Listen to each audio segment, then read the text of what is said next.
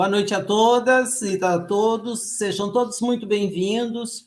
Hoje, mais uma etapa do trabalho sobre Pedro Humano Demais, que estamos levando a efeito desde o início, desde o início do recesso nosso, e vamos até o dia 31 de janeiro, né?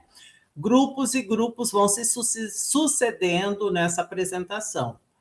Hoje, do livro Trigo de Deus, de Givaldo Franco com Amélia Rodrigues, o texto será Pescadores de Almas.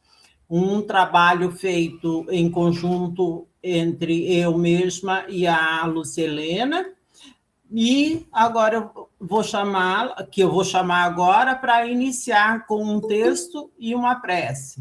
Lucilena, por favor, nos brinde com o texto preparado por você e a prece para iniciarmos esse trabalho e que Deus nos abençoe a todos. Então, uma boa noite a todos, que Jesus nos abençoe e nos proteja.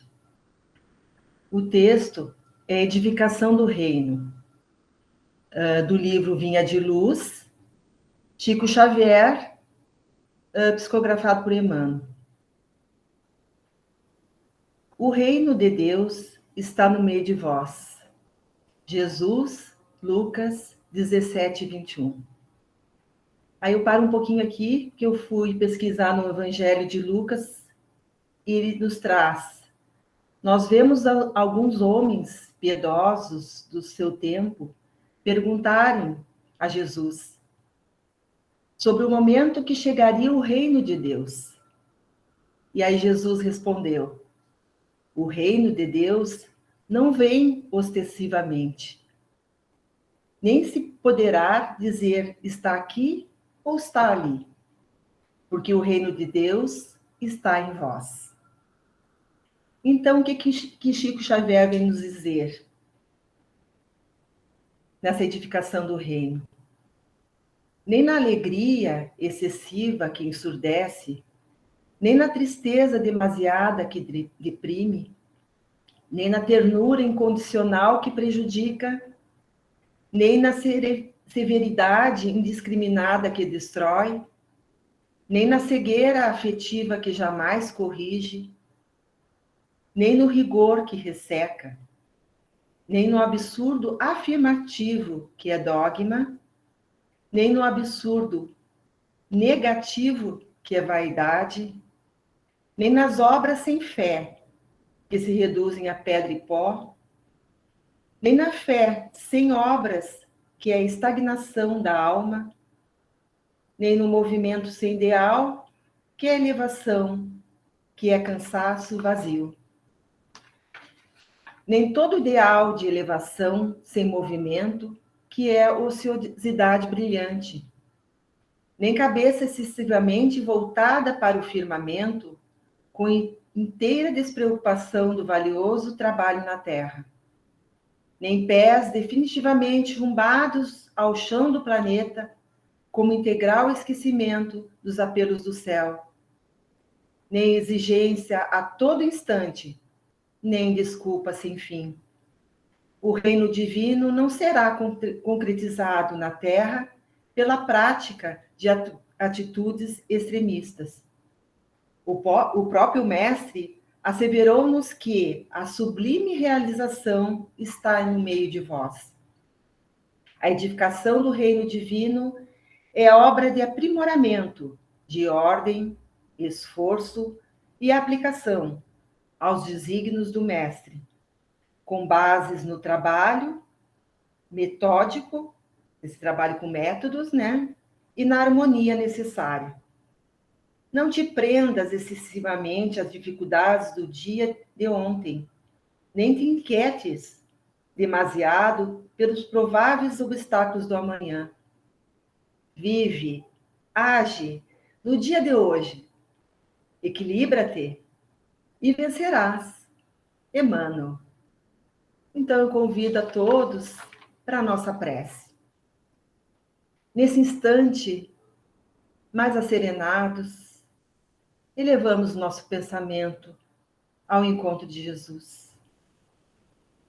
De Maria de Nazaré, sua mãe, que nos guiem nas reflexões e na condução clara da missão da nossa fala na noite de hoje.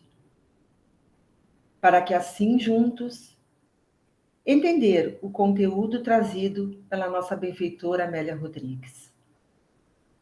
Já percebemos como humanos ainda somos e necessitamos burilar as nossas tendências do ontem e do hoje.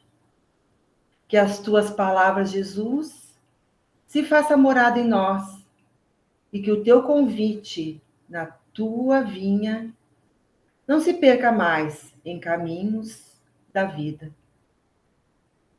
Pois há mais de 2021 anos tu nos chama.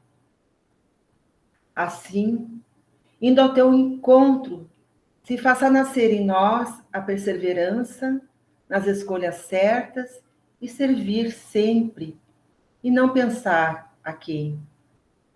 E construirmos assim a casa do caminho. O que nos falta para ser a casa do caminho? Amado Jesus, nos guarde hoje e sempre na tua luz. Que assim seja. Alvanira? Muito bem, depois dessa maravilhosa prece que ela preparou especialmente para esse momento, para todos nós, né? Nós vamos entrar no texto de Amélia Rodrigues, do livro Trigo de Luz, de Divaldo e psicografado por Divaldo, por orientação de Amélia Rodrigues, né? No seu capítulo 1º, que se chama Pescadores de Almas. Então, ó, ele tem o livro ali. Então, no momento, vão de ser... Deus. Jesus. Trigo de Deus, não trigo de luz. Trigo de Deus, a obra de Divaldo. Trigo de Deus. Desculpe, eu fui para a luz. A gente vai chamar Jesus de o cantor, né? Então, isso está explicado pela própria Amélia Rodrigues lá no texto da Amanda, amanhã, que vai dizer: naquele dia a canção das bem-aventuranças fora entoado pela primeira vez aos ouvidos da humanidade para nunca mais silenciar sua voz. Então, ela vem tratando, né, em alguns livros, porque ali é o livro A Flores no Caminho, Jesus como o cantor, tá?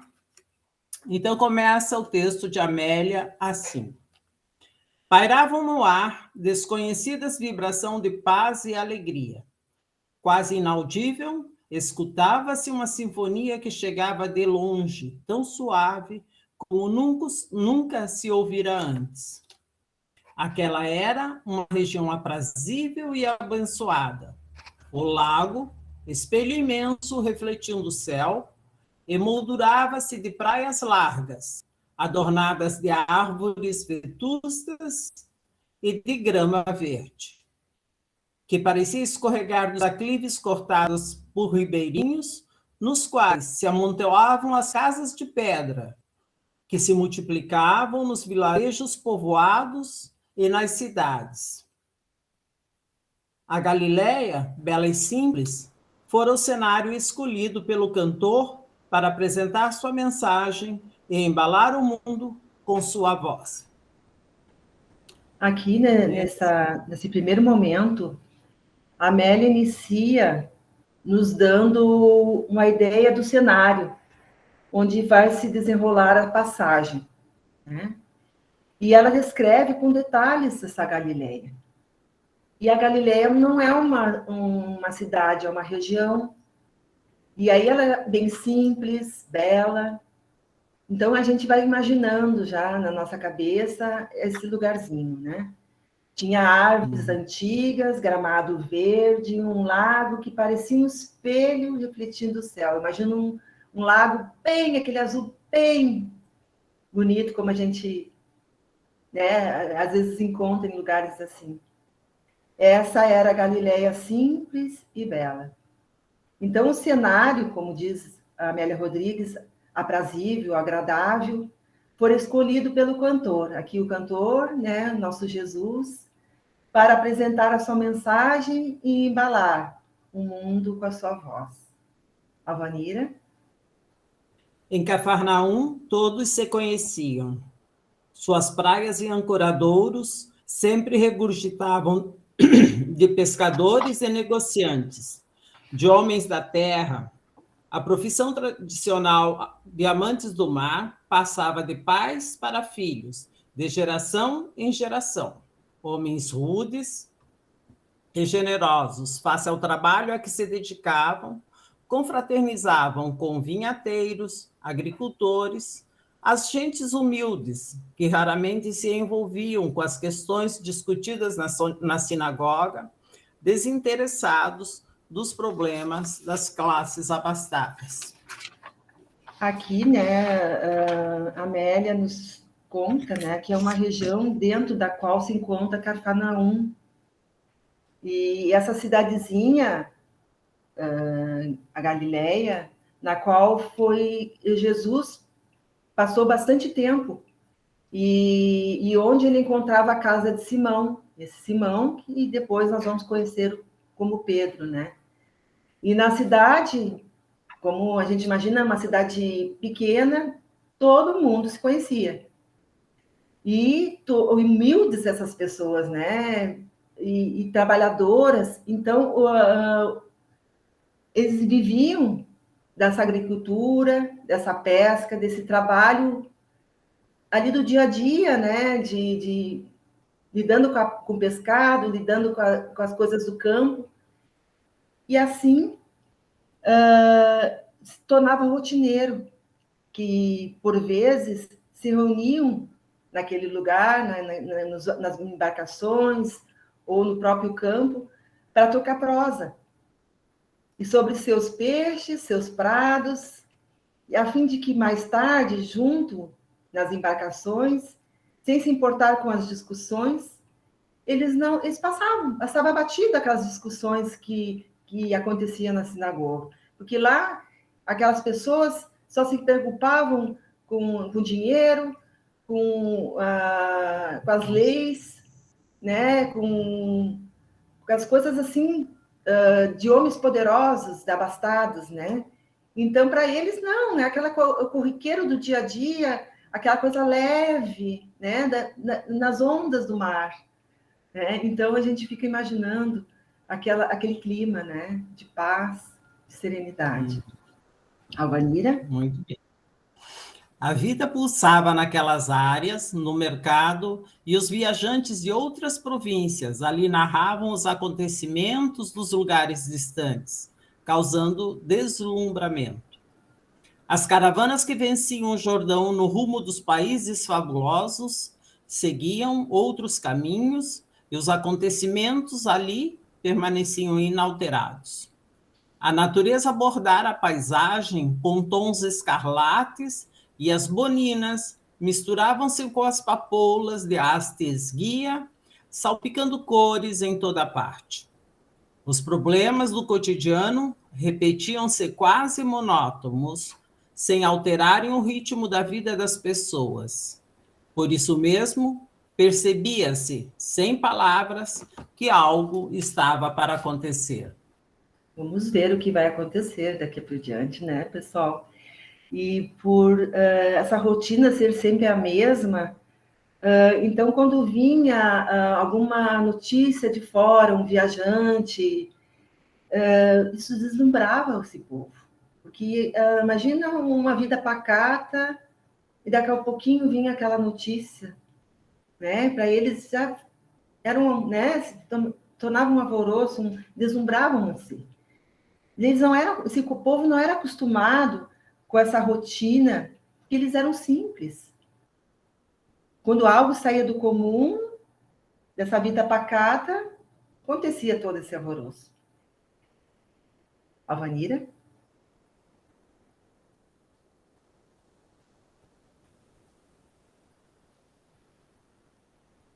Alvanira? Acho que a Alvanira travou. Acredito que travou, mas... voltou. Já voltou. A Alvanira notícia chegou... Oi? Não, tem uma fala tua ali, Alvanira. Sim, senhora. As criaturas que por ali circulavam com seus ideais desconsiderados, com seus valores e direitos legais usurpados, falavam de tempos que haveriam de vir com a esperança do céu, pois tamanho era o sofrimento que estavam expostos que somente ao céu podiam recorrer. E Amélia continua assim: a notícia chegou aos ouvidos do povo como uma eclosão de alegria, embora confusamente. Narrava-se que um homem singular e profeta aparecera e informara ser filho de Deus. Não trazia insígnias, nem se fazia acompanhar de um séquito algum deslumbrante. Surgira inesperadamente e manifestara-se a pessoas diferentes, esclarecendo que viera fundar um reino de amor e de justiça para os deserdados e sofredores. O mundo sempre esteve repleto de deserdados e sofredores, marginalizados em todos os tempos, buscavam consolo e a herança da paz. Nunca houve quem os quisesse escutar ou socorrer. Formavam multidões e viviam escassamente na miséria, na sordidez, no abandono. Alguém interessar-se por eles era-lhes uma grande surpresa, desconcertante ventura a que não estavam acostumados. A boa nova, portanto, espalhou-se com velocidade e, adiantando-se que, no sábado, ele falaria num monte próximo a Cafarnaum. Como a gente pode ver aqui, Jesus sempre agia no silêncio, né? E a Amélia nos coloca que havia algo diferente no ar. E ela nos narra ali no início do texto que pairavam desconhecidas vibrações de paz e alegria. Por isso era possível perceber que algo de muito bom estava para acontecer. Sempre mesmo em acontecimentos, trazendo para a nossa vida, né? Acontecimentos corriqueiros, assim, que a gente sente uma vibração diferente no ar e bate aquela curiosidade, né? Bate aquele sentimento de saber o que é, né? E a gente fica sempre na espera de que quando vai vir esse acontecimento.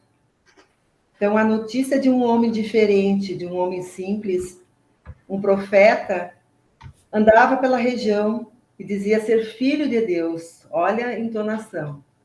Chegou ao povo gerando alegria, embora eles não entendessem muito bem o significado disso. Porque eles, naquele momento, nunca acontecia nada para eles, né? Ninguém se importava com eles. Eles eram colocados ali, sabe, sem importância nenhuma. Então, quando acontecia algo que vinha gerar esse movimento, esse algo de bom, meu Deus, o que vai vir para nós, né? A gente pensa assim, a gente traz para a gente também. Então, este homem misterioso era para eles uma boa nova, uma boa notícia. A Vanira? Então, foi nessa paisagem que Jesus veio apresentar a doutrina do amor, propondo uma nova ordem na solidariedade fraternal. Todo o seu empenho centrou-se na transformação moral da criatura terrestre, que deveria considerar como essencial a sua destinação espiritual, portanto, eterna. E que, chegando, abriu a boca e os braços e cantou a música sublime das bem-aventuranças, conclamando todos os seres a irem em sua direção, pois que os albergaria no seio generoso. Seu poema comum tomou das coisas simples e transformou-as em diamantes estelares, como ninguém o fez com tanta eloquência. Realizou mais do que anunciou. Falou e comoveu as multidões. Porém, foi mais importante o que não anunciou. Frágil e sábio, apresentou-se como um, a fim de melhor fazer-se entender, vivendo quase anônimo, ao lado daqueles que o não podiam identificar. Lúcia? Então, a Amélia continua no texto assim. Simão, também conhecido como Cefas. A gente, passando para o grego, é Petrus, né, que significa pedra. Era irmão de André. Então, Pedro, irmão de André. Simão, Pedro, irmão de André. Ambos pescadores. As suas preocupações restringiam-se às necessidades básicas da família e da vida.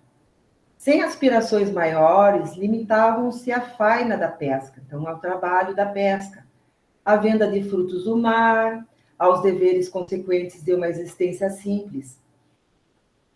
Os amigos narravam-lhe as novidades, acrescentando naturalmente detalhes da própria imaginação. As criaturas anelam por salvadores, que lhes solucionem os problemas, hajam nos momentos dos desafios e atuem por elas. Olha aqui, nós já passamos ou passamos por momentos assim, a solução dos nossos problemas, né? Há uma latente responsabilidade que deseja viver sem trabalho, essa parte é mais importante, e sem sofrimento. A coisa fácil, né? Adquirir fácil, não sofrer, passar batido. Em razão disso, a esperança de paz sempre se turba com a ambição da ociosidade. O turba aqui é grande número de pessoas, né, que vivem nessa ambição, nessa ociosidade. Então, nesse cenário, a Amélia nos traz a figura de Simão, que, como eu já disse, que é irmão de André, pescadores que viviam da venda de seus pescados. E acostumados com a vida simples, esse pescado era para seu sustento, amigos lhe contaram a notícia sobre um profeta que estaria próximo de Cafarnaum. E eles estavam entusiasmados pela vinda do Salvador, queria solucionar todos os problemas. Então, aí é a característica do ser humano, né? Que espera sempre um milagre, que faz poucos esforços, né? E quão poucos esforços precisamos fazer, né? Aí eu me confesso que eu me encontro. Muitas vezes, quando eu estou com ansiedade, eu me importo assim, né? Eu quero a solução dos problemas para agora, para o hoje.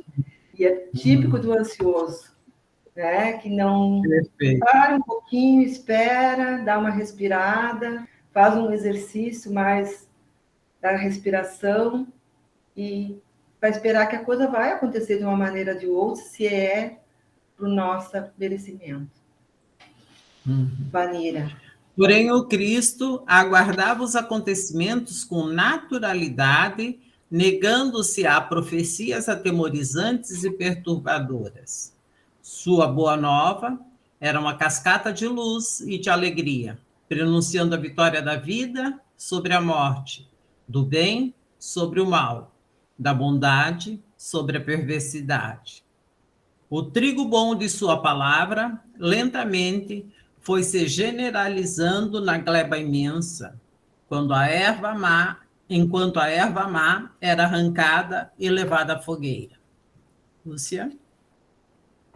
Seguindo o texto, Simão era um homem cético, sem sutilezas de comportamento, portador de conflitos humanos naturais, enrijecera a fibra moral na atitude que se integrava, desinteressando-se de praticamente de tudo ou mais, ouvindo as informações e sentindo o entusiasmo ingênuo dos amigos. Quantas vezes a gente começa a julgar o outro, né?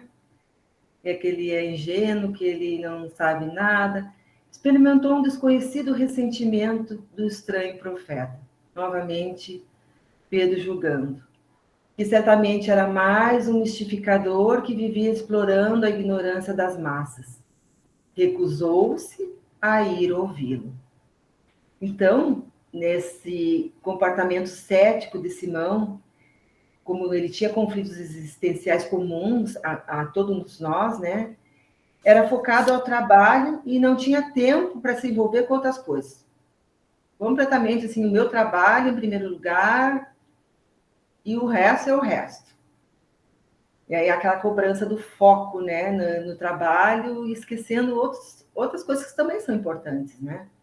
Não deu ouvidos para o falatório do povo, achavam que eles eram ingênuos e estavam entusiasmados com mais um justificador. Aí ele fala assim, bem capaz que ele iria ouvi-lo. Né? Então, o pensamento do Pedro ali era, não vou ouvir nada disso ser falatório. Quantos momentos a gente critica, né, ou julga um outro irmão? Alvanira?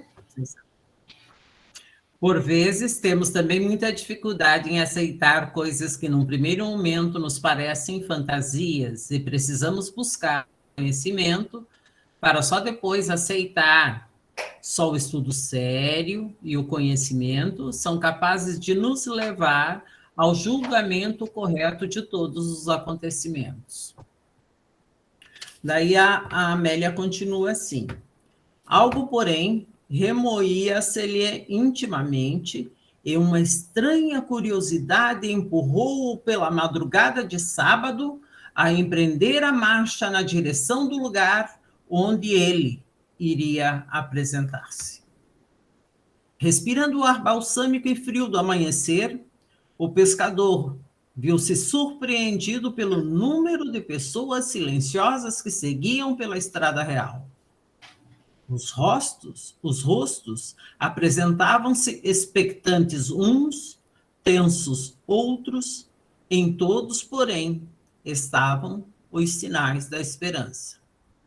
Enfermos de várias matizes eram conduzidos, cegos, coxos, paralíticos carregados, obsidiados, dementes, anciãos e outros, cujas as doenças eram a idade avançada e o desgaste e o abandono irrecuperável. Um misto de piedade e ira tomou Simão. Como as pessoas lhe pareciam estúpidas, entregando-se a qualquer aventureiro que surgisse, pensava contrariado. Aqui Pedro ficando remoendo nessas informações sobre o profeta que ele achava um mistificador, né? Será que... Aí a gente fica pensando, ele falando assim, né? Será que é verdade? Será que é mentira? Quantas indagações, né? Estava passando na cabeça de Pedro. E a curiosidade ao mesmo tempo. Até para comprovar essa suspeita que passava pela sua cabeça, isso empurrou ele para o local. Aí percebeu que muitas pessoas seguiam o mesmo caminho, com um olhar de expectativa e de esperança em seus rostos. Simão ficou surpreso ao ver que era uma quantidade de pessoas que se dirigiam para aquele local e pensou: como agregar esse sentimento? Como as pessoas eram estúpidas, acreditando nesse aventureiro, perdendo seu tempo, indo até ele. E como a gente faz isso, meu Deus? A sensibilidade de Pedro aqui mostra, nesse momento, uma capacidade de observar que todos que corriam ao monte, seus semblantes misturavam um misto, né, de estupidez e, ao mesmo tempo, de esperança. Aquela coisa assim de ver para crer, né? Enquanto a verdade não tiver aquela certeza, paira a dúvida. Alvanira? Então, essa sensibilidade ele era capaz de ter, apesar de ser um homem rude, né, só um pescador, né? Ele olhou para essas pessoas no caminho e viu nelas um misto de estupidez e ignorância. Então, quer dizer que, apesar de rude, ele era sensível, né? Daí a Amélia continua assim. Quando atingiu o cume do cerro, a multidão era densa. Dali, podia-se ver o mar querido, refletindo o fogo do dia nascente. Procurou ouvir alguns comentários. Todos falavam sobre as próprias necessidades e expectativas de receber ajuda. solução para os seus problemas. Naturalmente, acercou-se das primeiras filas que renteavam uma larga pedra, qual se fora um palco natural no imenso cenário da natureza. À medida que o sol bordava de luz a terra, nas bocas dos sofredores o vozerio aumentava e as queixas misturavam-se nas bocas dos sofredores. Subitamente, ele apareceu. Esguio e belo, o rosto magro e queimado, adornava-se de barba e cabelos a Nazarena, onde brilhavam os olhos transparentes como duas estrelas engastadas. A túnica descia-lhes até os pés, tecida na roca, em tom carregado de mármore. Majestático, a sua figura impôs silêncio, sem dizer nada. Uma exclamação de júbilo escapou dos lábios da multidão ao vê-lo. Aí a gente pensa nessa questão da primeira fila, né?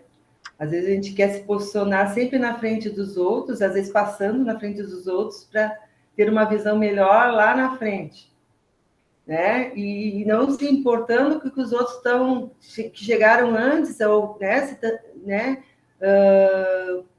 se programaram para estar ali, e tu passa na frente. Aí Pedro, quando chegou no topo do morro, viu que havia muita gente e observou também que a vista do mar da Galileia era a coisa mais linda, né? Procurou caminhar entre as pessoas e ouvir seus comentários. Falavam dos seus problemas, das suas necessidades, encontrar uma solução para eles. E se colocou bem na frente. E essas outras pessoas já estavam lá, né? Nas primeiras filas, para não perder nenhum detalhe. Aí começou aquele burburinho, aquele falatório, as queixas eram imensas. Ah, quantos lamentos! Lamentos que a humanidade daqueles dias não se diferenciam das nossas, né? Muitos de nós vivemos de lamentações, lamentando a perda de um cargo, vamos lamentando a perda de uma roupa que rasgou ali, lamentamos a perda de um salário que diminuiu porque não nos esforçamos. É tanta alimentação. Se lamentamos do dia que está quente, que está abafado, né? E aí pela frente. Alvanira? Após os momentos de expectativas, ele falou: a hora é esta, para a grande revolução pelo reino de Deus. Enquanto no mundo as criaturas somente experimentam aflições, porque tudo quanto se aferra é efêmero, é passageiro. São passageiros os prazeres, o poder, a fortuna, a saúde e o próprio corpo. Essa ilusão de gozo é a geradora dos sofrimentos, em razão da transitoriedade dele e de como passam todas as coisas, por mais que sejam aguardadas. Quando chegam a começar a ser fruídas, já se encontram esgotadas, de passagem, deixando memórias, frustrações, ansiedades e novas amarguras. O homem, prudente e sábio, que pensa no amanhã, reserva-se bens duradouros, que lhe favoreçam tranquilidade e repouso. Esses bens imorredouros são ações do amor, que proporcionam a paz e o esforço para domar as paixões inferiores que oferecem a felicidade. Aqui nesse momento, então, a Amélia nos coloca que chega o momento em que Jesus aparece. Aí observamos que esse magnetismo que Jesus tinha, né? Quando ele se aproximava, que o povo silenciou imediatamente. Encantados com aquela figura majestosa de Jesus, e ele falou que a hora havia chegado para a grande revolução pelo reino de Deus. E que as pessoas sofrem, sim, pois se apegam às coisas passageiras que logo acabam. É o meu sapato, é o meu carro, né? E assim vai por diante. Que essa ilusão de apego gera sofrimento, porque o material ele acaba, né? Ele é perecível.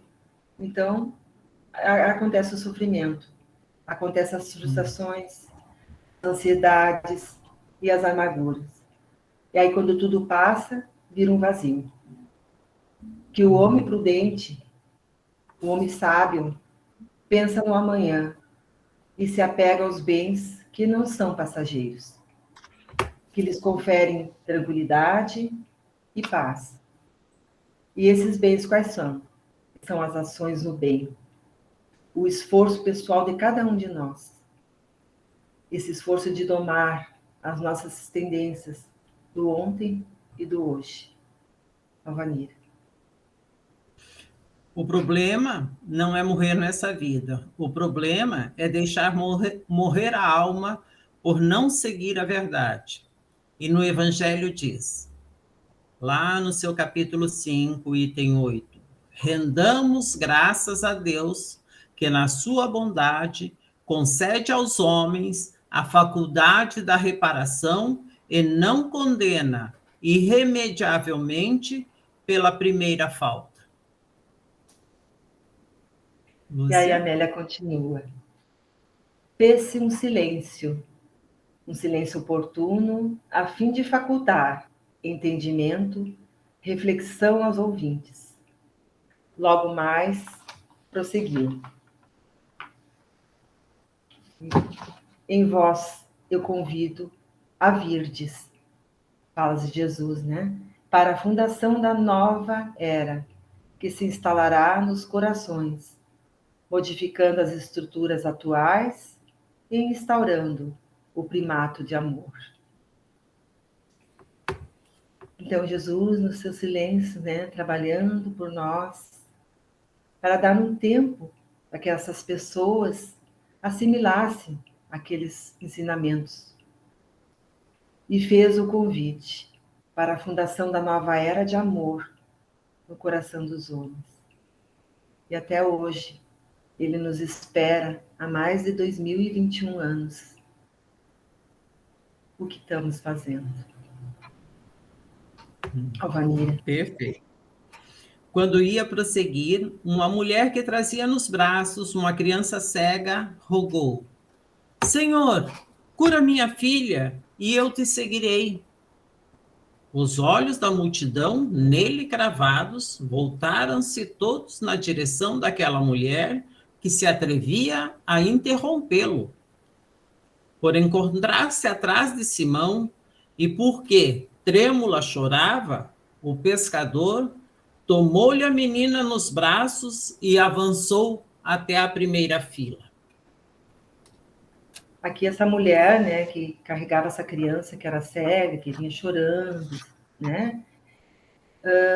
Também é um personagem aqui nessa narrativa muito importante. E aí a gente vai entender no decorrer do texto. Essa mulher, com muita esperança no coração, interrompeu Jesus e implorou para que ele curasse sua filha, que era cega. E se comprometeu em segui-lo.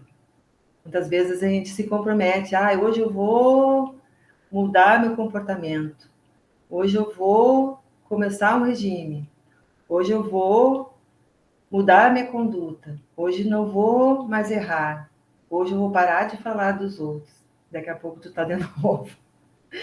Né? Então, se comprometer com aquilo que tu pensa em seguir. E o povo olha para ele esperando uma reação, já que era uma mulher que teve o atrevimento de interromper sua fala.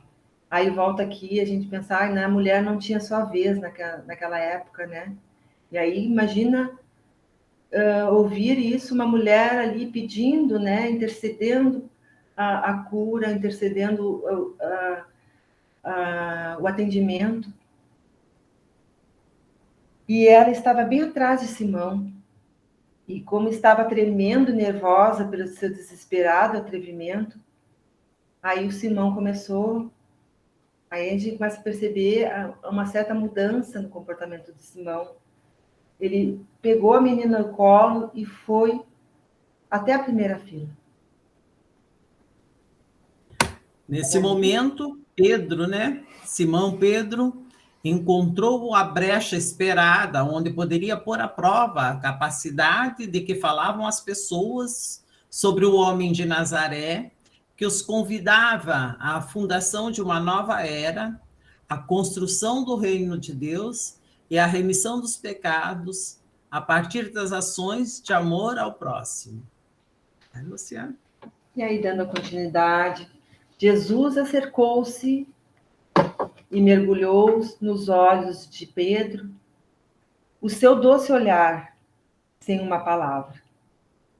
No entanto, emocionado, ele pareceu escutar no íntimo a sua voz e dizia: eu te conheço, Simão, desde ontem.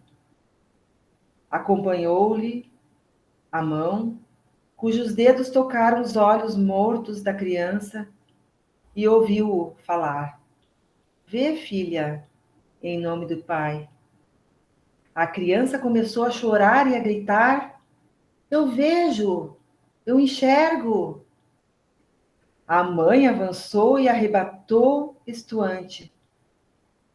E quando lhe desceu os braços, a manga da túnica roçou o tórax de Simão, que estremeceu. Aí, esse momento já começa, né, a Simão entender, a Pedro entender o motivo que ele foi colocado nessa ajuda, né, a essa mulher, essa criança. Mergulhando na luz dos seus olhos, e ali ficou paralisado. Aí aquela dúvida, né, de que ele era um mistificador, já estava desaparecendo, atenuando, havendo perdido o contato com o mundo sensorial. A criança aqui foi o instrumento para que Simão tivesse o primeiro contato com Jesus. Então, a gente sempre tem um instrumento que vem nos auxiliar. Então, a gente nunca pode perder a fé, a confiança de que sempre a gente está sendo amparado. E quando Jesus se aproximou para atender a menina, seu olhar cruzou com Simão. Imagina o magnetismo. O olhar era doce de Jesus e penetrou-lhe a alma, como ele escutasse Jesus dizer que já o conhecia desde ontem. Observou que as mãos de Jesus tocaram os olhos da menina e, chorando, gritou: estou vendo!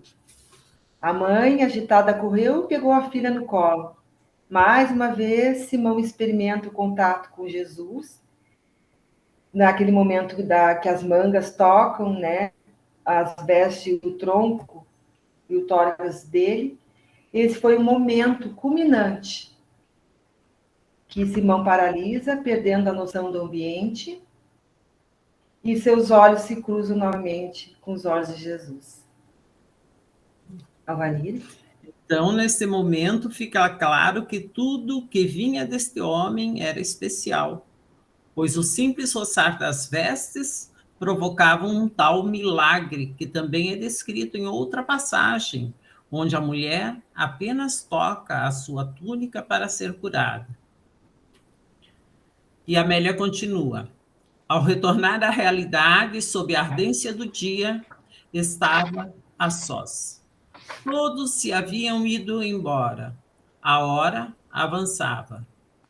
Simão, profundamente comovido, desceu a Cafarnaum. Já não era o mesmo. Nunca mais voltaria a ser o que fora.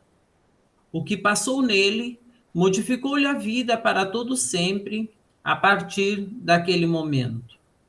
Interrogando-se, desejava saber onde e desde quando o conhecia e o amava.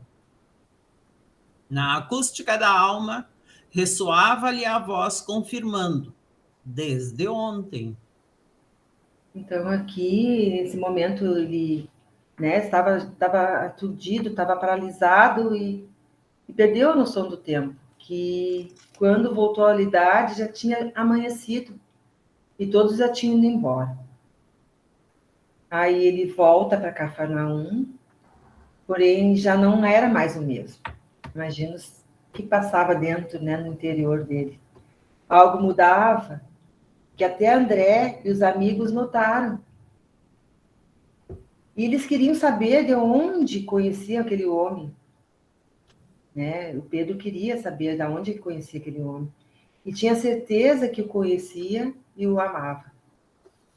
Então, na acústica da alma, dentro do interior, ressoava-me a voz, confirmando, desde ontem. Alvanira? Todos notaram a mudança ocorrida em Pedro, que não tinha o mesmo comportamento contumaz.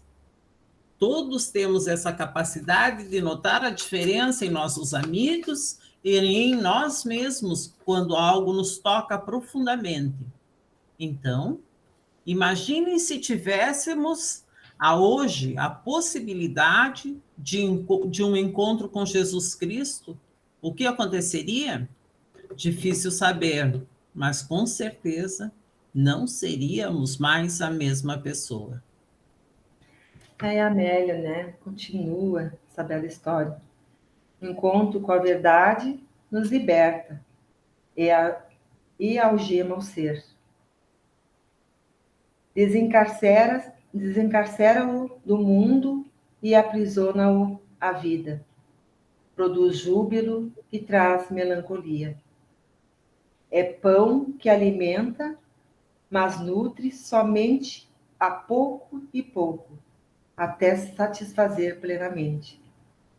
Simão fez-se taciturno, fechado, né? Como quem aguarda, embora permanecesse gentil e cumpridor dos deveres. Então era visível a mudança ocorrida por Pedro após o encontro com Jesus. E nós que estamos estudando, como é que está o nosso encontro com Jesus? Nós estamos mudando ou estamos sendo reticentes aos nossos erros, dificuldades? Todos notaram, mas Pedro estava como quem esperava um acontecimento que ele não saberia dizer qual era. Alvanira? Aqui a autora quer dizer que a verdade que liberta também algema o ser, pois não poderá mais alegar desconhecimento e fica preso ao que deve fazer de correto a partir de conhecer, né? Daí ela fecha o texto assim, dizendo: foi nesse estado de espírito que, em formosa manhã, enquanto organizava as redes com o irmão, foi surpreendido pela presença do amigo, que lhes acercou e, com voz inesquecível, convidou-os. Segui-me, eu vos farei pescadores de homens. Isso está lá em Mateus 4,19. Sem nenhuma contestação, eles abandonaram as redes e, embevecidos, dominados pela sua presença, o seguiram. Amo que chama os servos, Senhor que conduz escravos.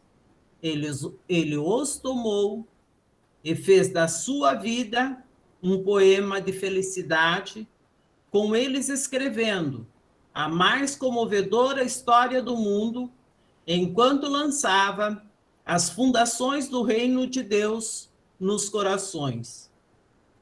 Fez deles pescadores de almas.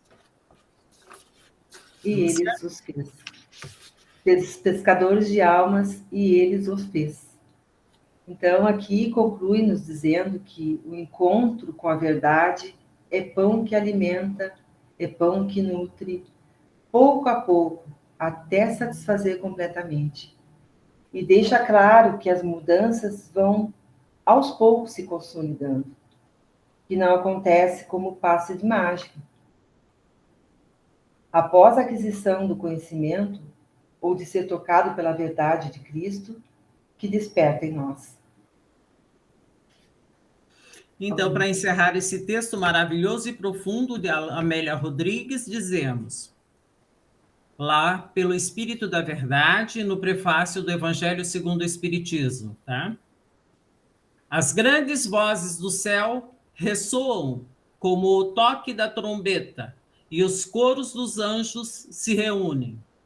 Homens, nós vos convidamos ao divino concerto, que vossas mãos tomem a lira, que vossas vozes se unam, e num hino sagrado se estendam e vibrem de um extremo do universo ao outro.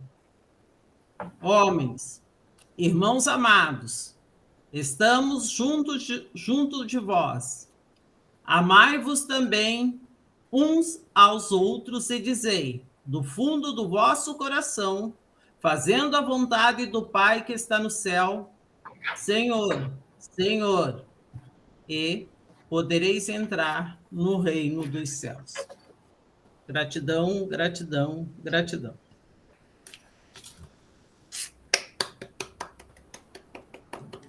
Parabéns para a Lúcia, ela foi muito bem, né? Fenomenal, meninas. Fenomenal. Parabéns, meninas. Parabéns. Obrigada, gente. Viu, Lúcia? Como é normal?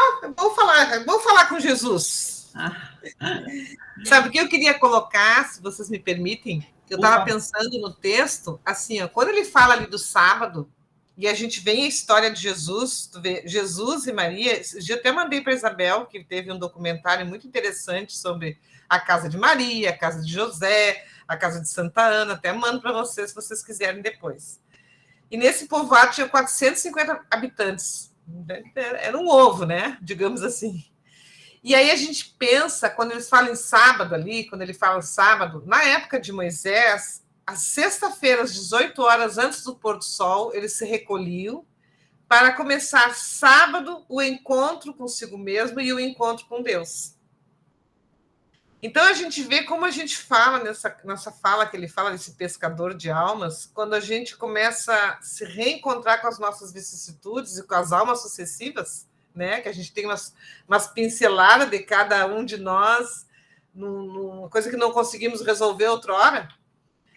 Então, qual é os sábados que a gente se encontra, né? Com esse sábado, esse entardecer daquela questão 919, que a gente tem que buscar o que aconteceu no dia, e que a gente pesca essa alma que outrora vivenciou um personagem, e aí a gente diz assim, então, o que eu não consegui entender que a lição se repete, que Jesus vem me perguntar, acompanhe-me, né? Vamos pescar almas, e ainda não consegui alicerçar na minha vida a ponto dessa lição estar repetindo e eu remando e quase enchendo, eu não sei se eu remo ou se eu tiro a água do barco, né?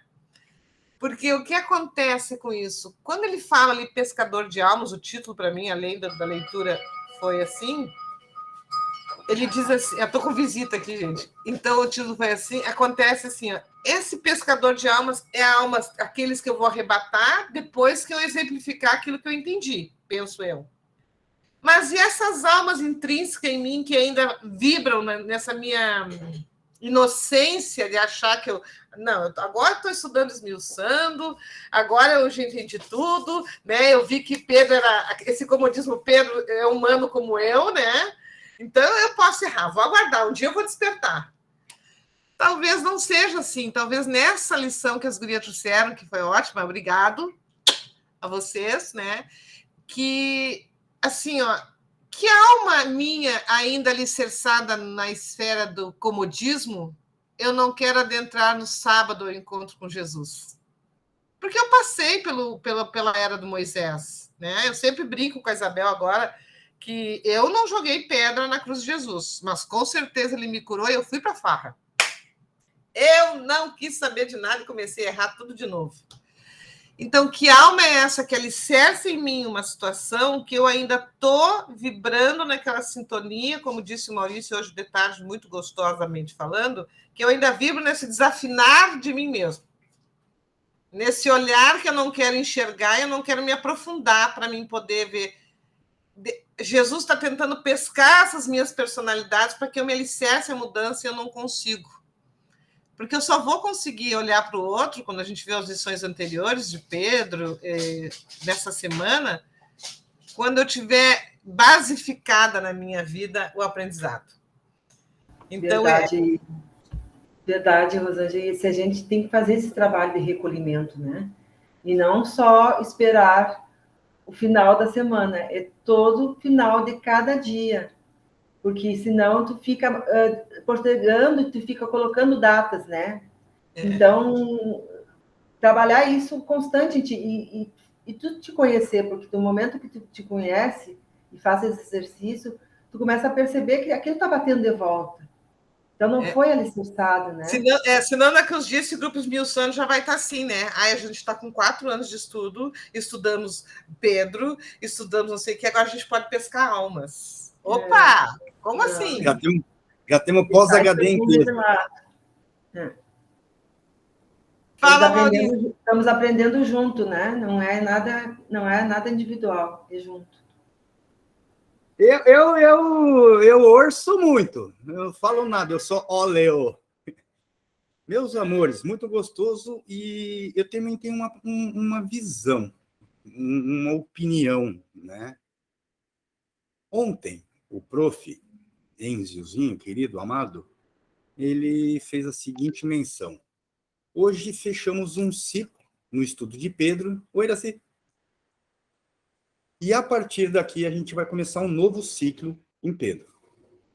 Mas quando a gente olha as obras e os textos que envolvem esse fenômeno que foi Simão, e o título até do nosso estudo, Pedro Humano Demais, com a ideia de fechamento e nascimento de um novo ciclo, e o nascimento desse novo ciclo vem com um texto cujo título é Pescador de Almas. Aí eu me ponho a perguntar. A gente já viu a faceta humana de Pedro. Qual é a primeira parte dele que foi pescada? Será que foi a parte humana ou foi a parte espiritual, a parte alma? Né? Essa ideia de pescador, seu Adorinan tem mais experiência que eu para falar de pesca, com certeza, vai conseguir explicar para vocês como é que funciona, por exemplo, pescar com uma linha e um anzol só, né? Às vezes o peixe ele vem e dá uma bocadinha que não fisga direito, é muito superficial a parte em que o peixe está ali para lutar com a isca e com o anzol, então pega mal e ele escapa. Vamos fazer essa metáfora. Agora, aquele peixe, certeza que você vai botar dentro do barco, você vai trazer ele para a barranca, é um peixe que ele engole a isca. Vai para dentro do corpo dele, vai para a alma dele, está no bucho dele, e ali você pode brigar 2, 3 dias que o peixe vai estar lá. Ou seja, é um tipo de ferroada assim, que não é superficial, ela vai profundamente dentro do peixe. Então, pensando nisso, eu estava aqui me analisando. Com certeza, Pedro, como humano que era, em uma parte da sua vida de apóstolo, a parte inicial da vida de apóstolo, ele estava como o homem que foi pescado. Mas ele não começou com a alma pescada. Como todos nós, como eu principalmente, sabe? Eu me dedico, eu estudo, eu acredito que muitos amigos nossos também fazem isso, e procuram cada vez mais firmar entendimento, firmar esclarecimento, e para isso o Espiritismo é fenomenal, porque ele te dá uma abordagem científica, religiosa, filosófica, ele te dá base, te dá estrutura, rimo, um chão sólido para você construir uma teoria de conhecimento sobre esses fenômenos.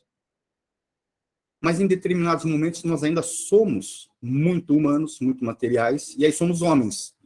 Então, aí a gente pode falar, beleza, o homem Maurício até agora foi pescado. Em que momento que a alma Maurício vai ser pescada? Porque a gente está no momento da inconsciência, né? Quando a gente reencarnou, foram lá, deram a pílulazinha da apaga-memória e fala, vai pagar os boletos. E aí a gente entra como homem nesse mundinho material e a gente recebe toda uma cultura, e essa cultura ela vai se chocando, vem pedra bruta e a gente vai dando cabeçada aqui, uma ombrada ali, uma canelada ali, e quando vê essa pedra bruta começa a ficar redonda, começa a ficar mais lisa. Aí aparece Kardec, o Espiritismo, Jesus e a pedra de toque. Lembra que o Emerson sempre fala a história da pedra de toque? Pronto, aí pescou a alma. Pescadores de almas. Em que momento nós vamos perceber que o que nós estamos tentando entregar não é o conhecimento racional, aquela coisa que está aqui nesse momento, assim, não, eu entendo tudo disso, eu sei montar e desmontar essa máquina, frente e verso, não vai ficar nenhum parafuso faltando, vai graxa aqui, vai lá, tá, mas isso é daqui desse mundo. Em que momento em que a alma vai ser entregue, em que momento que essa pescaria vai deixar de ser somente dessa existência corporal para ser uma fisgada, uma pescada, uma ferrada de um peixe de alma imortal. Afinal de contas, somos imortais. Cada encarnação vamos ter que ser pescado. Jesus nunca vai desistir de nós. Temos certeza disso. Né? Tanto que não desistiu de Pedro. A gente viu os estudos de Pedro até agora e 3 vezes o negou e foi lá e falou, ô filho, pode que, gosto de você é meu brother, vamos lá. Bem Aí assim. a alma de Pedro foi pescada. Então, vejam o quão bacana, assim, Pedro, humano, passa por todas essas situações maravilhosas, como humano, reticente, ele meio que vai lá, caçamba, gente, eu estou aqui andando com esse monte de gente para ver lá essa turma de Bocó, ouvir um espalhafatoso falar. Aí chega lá, pega uma criancinha, na hora que ele olha no grão dos olhos do homem, algo nele muda. A hora que larga a criancinha, a túnica meio que passa nele, ele desliga o tique e o teco, ele vai para outra condição sideral. Então, esse que eu acho que é o ponto do texto, professor, sabe? É o momento em que acontece o, digamos assim, milagre, né? Do despertar, e ele fica naquela, mas eu te conheço, e da onde? Desde ontem, a alma dele dizia... Ontem, vai saber qual o tamanho esse ontem, né? Qual o tamanho do ontem, da onde ele veio preparado para isso, né? Então, Isabel? Adorei, meninas. E pegando essa coisa da pescaria, eu não sou pescadora, tá? Mas eu fui casada, o meu falecido marido gostava de pescar e eu acompanhava em algumas pescas. Mas eu observava que nem sempre eles usavam, né, nesse anzol minhoca. Às vezes usava miolo de pão e às vezes até sabão. E o peixe que era mais experiente, ele dava assim uma olhada para aquilo, dava uma leve bicada, e quando ele percebia que não era bem aquilo, a isca, ele dava no pé e não voltava mais, e os menos experientes ficavam ali, né? Os mais curiosos, talvez. E eu vejo o Pedro como esse, assim, que foi aos poucos beliscando, porque ele tinha uma certa reticência. Tanto que ele achava que todo aquele povo estava sendo iludido, né, por esse, quem é esse homem que tá vindo fazer milagre, né? Ele achava que estava todo, que era um baita do sem vergonha, do mistificador, e o povo estava muito iludido, se deixando levar, e vai para crer, né? Vai para ver e para crer. Tanto que vai lá para frente, justamente para não perder nada do espetáculo. Eu quero ver com meus próprios olhos, né? E nós, né? Nós também, às vezes, a gente fica... dá uma bicadinha, mas aí se acomoda, aí dá outra bicadinha nessa isca e volta, mas será? Ah, mas está tão bom e confortável aqui o meu lugar, será que eu vou continuar ali buscando, né? E vai se acomodando, mas chega um momento em que há fome. E eu vou engolir aquilo de qualquer jeito, porque eu estou faminta dessa verdade, que tudo que eu busquei até agora foi sabão. E eu quero realmente algo que mate a minha fome, né? E aí, certamente, vai beliscar a isca e aí vai ser pescado, né? A alma vai ser pescada. E eu acho que a gente já está numa fase, assim, que passamos um pouco dessa coisa do beliscar, sabe? a coisa começa a fazer muito sentido para a gente, e agora está na hora de ir para outra fase. A fase onde a gente vai começar a realmente olhar para dentro e ver o que eu ainda preciso fazer para fazer com que essa semente do amor comece a brilhar dentro de mim, comece a germinar, comece a fazer sentido, que realmente, na simplicidade, eu possa colocar em prática aquilo que eu estou aprendendo. Porque é tudo muito simples. Jesus não fez firula com nada, né? Tudo era muito simples na fala dele, os exemplos eram simples, as pessoas que ele pegou eram simples. E a gente complica muito. A gente complica muito porque o nosso orgulho é muito... fala muito alto ainda, né? Até trazendo para os nossos estudos das 18 horas a questão da crítica, até para fazer uma crítica, às vezes a gente não sabe fazer, porque tu não consegue dosar a mão, ou tu fala de uma forma ríspida, ou tu deixa de falar o que deveria falar.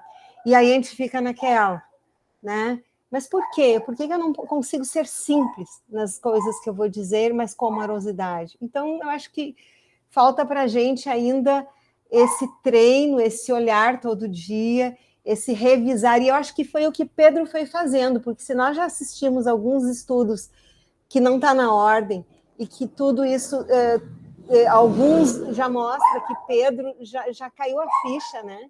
Já sacou qual é o papel dele, o que ele precisa fazer, e está nos mostrando que começou assim, como nós, desconfiados, na dúvida, será, né, com um monte de perguntas, e daqui a pouco a coisa desenrola.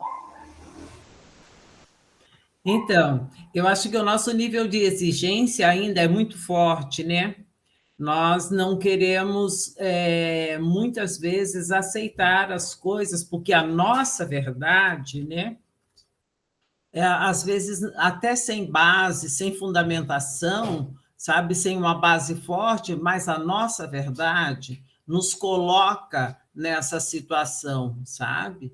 Ela é de uma forma madrasta conosco. É uma verdade que não é uma verdade bem firme, né? E daí nós ficamos reticentes toda vez que recebemos algum toque, né? Como esse toque de Pedro, e a gente assim, não, mas isso não é bem verdade, sabe? E nós temos que ter mais paciência conosco e menos exigência com a verdade do outro, né? Porque o outro, às vezes, a gente quer que ele seja reto dentro da minha verdade, e não é assim que se vive. Temos que relaxar mais, conhecer mais, acreditar mais, dedicar mais, né? Olha aí o conselho que foi dado a Chico Xavier, né? Disciplina, disciplina, disciplina. Isso não quer dizer endurecimento, perfeição, exigência, tá? Disciplina é outra coisa, tá?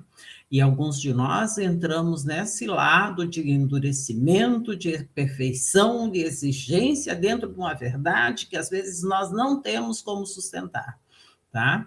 E isso é uma coisa que eu tive que trabalhar muito em mim, né? Porque como a gente vai pegando a vida assim e levando de peito aberto e nem que doa, vamos em frente, né? Daí você exige demais também dos outros. Aconteceu isso muito comigo e por isso que eu estou colocando a coisa dessa forma. Vamos ser mais Jesus, vamos ser mais amor, né? Que eu acho que fica bem mais fácil de levar a vida. E eu queria pedir para a Meire, a Dorinan, depois Marcelo, desculpe, eu já pedi a eles, para fazer uma colocação para nós, por favor. Muito obrigada. Bem, vocês falaram tudo já, né? Não tem mais... mas eu penso assim, o nosso irmãozinho Maurício, né? Ele falou assim, quando que você se sentiu pescado? Certo? Então, nós só podemos dizer isso o dia que a nossa transformação moral não nos deixar mais dúvidas, né? que a gente realmente está seguindo o Cristo, os seus exemplos, os seus caminhos, né, por onde ele pisou.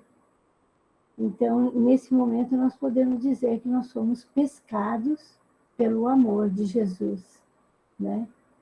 E nós ainda somos frágeis e erramos muito. A gente levanta, fala que não vai mais cair, cai, né? De novo a gente cai, e levanta e cai, é um eterno cair e levantar. Mas o dia que nós tivermos aquela certeza absoluta, a gente não vai cair mais, certo? A gente vai andar em linha reta. E se precisar fazer algumas manobras para ajudar o nosso semelhante, a gente vai fazer. Então, era isso que eu tinha que dizer, né? E eu não sei se aqui, se nós podemos dizer que já fomos pescados pelo Mestre Jesus. Não sei. Bem que nós queríamos, né? Bem que a nossa vontade é que nós não errássemos mais. E a gente sofre com isso, né? Cada vez que a gente cai, que a gente erra, nós sofremos com isso. Então, vamos nos esforçar, né? Para que nós nos sintamos realmente pescados por Jesus. Era o que eu tenho que falar. Vocês falaram tudo, não deixaram nada para mim? Se a Dorina vai falar? Não, tem dito já. A Marcele queria falar também. Marcele. Errei o botão. Peraí. Barulho. Eu queria agradecer, gente, pela viagem, viu? Muito, muito, muito, muito, muito, muito obrigada pelo programa de hoje, pela viagem de hoje. Tocou meu coração. É assim, gratidão, gratidão, gratidão, como disse a Alvonira. Muito, muito, muito obrigada mesmo. Obrigadão, Lúcia, foi ótimo, viu? Obrigada de coração. Rosilane? Então, agradecendo também, né?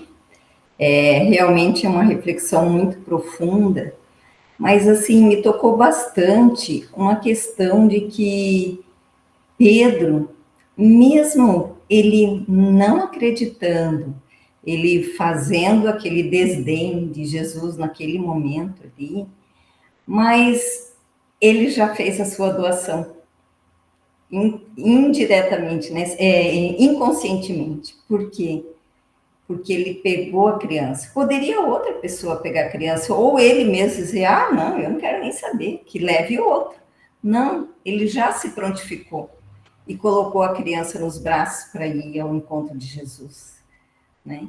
Então, bastou isso, bastou esse momento, lógico que a divindade certamente programou tudo isso, mas bastou isso para ele encontrar com esse olhar, né? E eu também fiquei pensando, nossa, né? O que faria com o olhar de Jesus, né? Então, não tem como dizer não daí. Acho que era isso, porque as colocações foram muito bem assertivas aqui, muito bom. Obrigada, meninas. Lucilena, suas considerações finais, depois eu vou fazer uma prece final, tá, professor? Eu agradeço, né, o ouvido, a paciência de vocês, né? Eu estou caminhando, estou aprendendo junto com vocês. E eu sou bastante tímida no falar e olhando para vocês assim, eu comecei a me sentir mais à vontade. E a coisa foi fluindo, né? Então, fico feliz comigo mesmo, porque foi mais um desafio, foi mais um passo que eu dei hoje. E agradeço a Jesus e agradeço a espiritualidade, né, meu protetor, com certeza estava ali, vibrando comigo, né, e vibrando com todos nós, para que a gente recebesse essa boa nova, tá? E do fundo do coração, sou grata a todos vocês.